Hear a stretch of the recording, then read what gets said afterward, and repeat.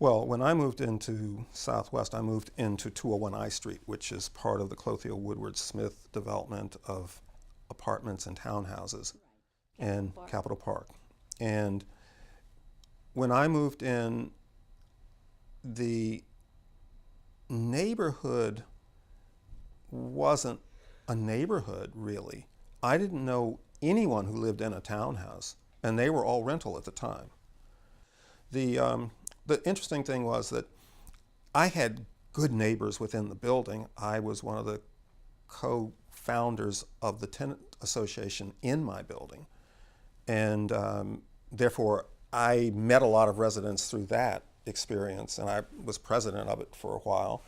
And when we were fighting rent control measures that were being exploited, as we felt, against us by the owners of the building, for some very obvious reasons. But I thought that the building was a great place to know people because we circulated among apartments.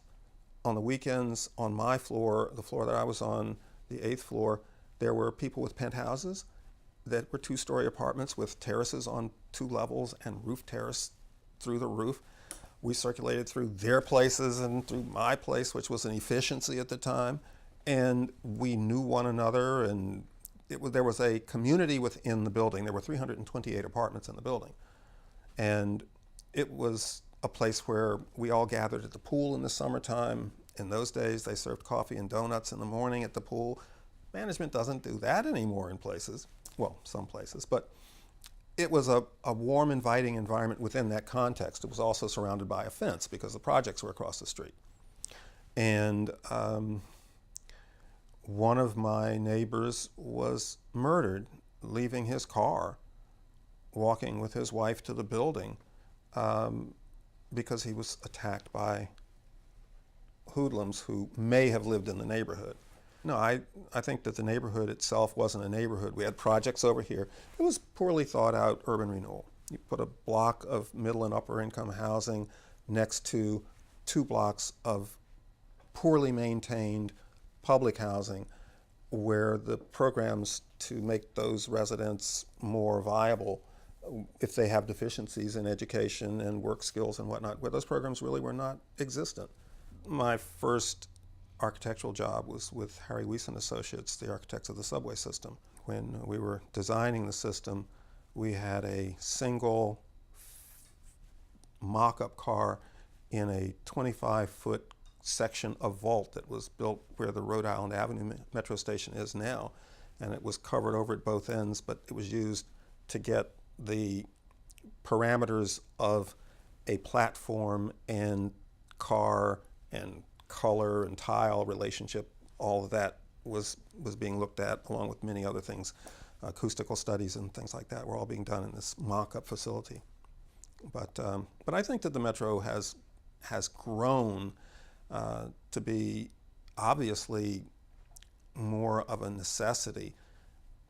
Public transportation doesn't generally pay for itself, so it's probably never going to be self-supporting, but it's absolutely necessary for the city to support itself. I think that for Southwest, because we have churches on big pieces of land that you can see around, those churches are going to go away, and the see around portion is going to go away. And the shadows cast by the larger buildings are going to affect people who before didn't have to worry about that. The fact that a parking lot suddenly is a development site rather than a place for cars means that they're putting buildings close to other buildings, and the people that bought in or rented in those other buildings are losing the thing that they saw when they originally decided, I want to live here. And yet there are more services being brought into the area, more stores, more support facilities, more places to work, so you don't have to go so far. But the character of cities like Washington is something that can be preserved or not, depending upon the sensitivity of the planning agencies, the sensitivity of the developers, and the profit motive.